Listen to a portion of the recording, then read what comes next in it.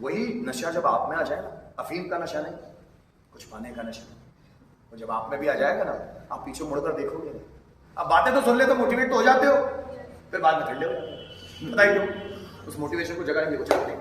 अपनी आसपास की स्थितियों को देखो तब ज्यादा मोटिवेट हो गए। किसी मोटिवेशनल स्पीकर्स को सुनकर नहीं होता, किताबें पढ़कर नहीं होता। अपनी आसपास की स्थिति देखो, मेरे माँ बाप गरीबी में जिए हैं, मैं गरीबी में नहीं जीऊंगा, मेरे बच्चे को जीने नहीं दूंगा। जब वो रहेगा अंदर, मोटिवेशन आएगा।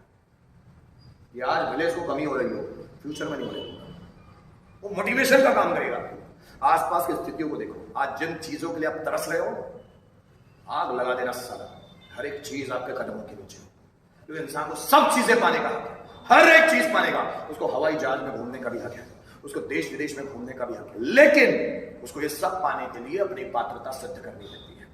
अपने आप को सिद्ध करो, अपने आप की पात्रता सिद्ध करो कि आप उस लायक हो, हवाई जहाज में घूमने के आप लायक हो, आप बड़ी पोस्ट पे बैठने के लायक हो, आप राजा बनने के लायक हो।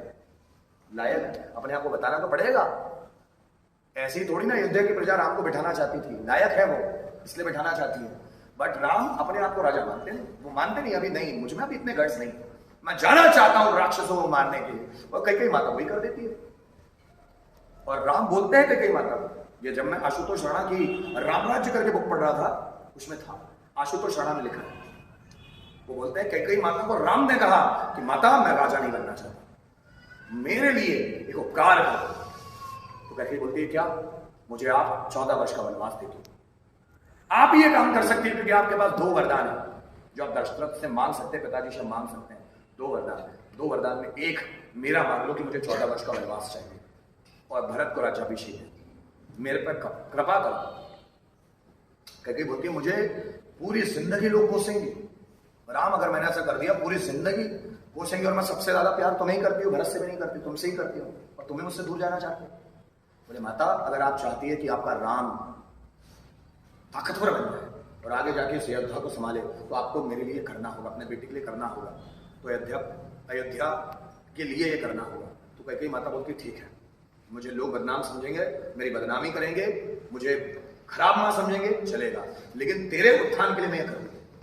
और कैकेयी माता ऐसा ही करती है, ऐसा राम राज्य में लिखा, वो ऐसा ही करती है। और उसके बाद राम जाते हैं। इसलिए जब राम जाते भी है तो कैकेयी के पांव सबसे पहले छूते हैं। जब दंडकारण्य वने में भरत और कैकेयी माता वहां उनसे मिलने जाती है, तब भी कैकेयी के पांव वो पहले छूते हैं, और जब वो अयोध्या से वापस आके लौटते हैं तब भी वो कैकेयी के पांव पहले छूते हैं। अपनी खुद की मां कौशल्या मां से पहले वो पहले छूते हैं। क्या बात समझ में आ रही है? इसलिए वो कैकेयी को सबसे ज्यादा इंपॉर्टेंस देते हैं, क्योंकि राम अगर श्री राम बन पाए हैं उसमें क्रेडिट कैकेयी को है। अगर कैकेयी नहीं होती तो राम श्री राम बनते नहीं। आप समझे मेरी बात? 14 वर्ष का यह वनवास राम को श्री राम बनाता है। 1-2 साल का संन्यास आपकी जिंदगी बना सकता है। 1-2 साल से खुद के साथ ही रहो, जिंदगी बन जाएगी आपकी। दूसरों के साथ मत रहो, ना मोबाइल के साथ रहना, किसी किताबों के साथ रहना। 1-2 साल जिंदगी बन जाएगी। आपको मुझे सुनने की जरूरत ही महसूस नहीं। आप बोलेंगे अब तो मैं खुद हूं जो अपने जिंदगी का निर्णय लूंगा। I am the architect of my own destiny. मैं खुद के भाग्य का निर्माता हूं, और खुद ही होना चाहिए।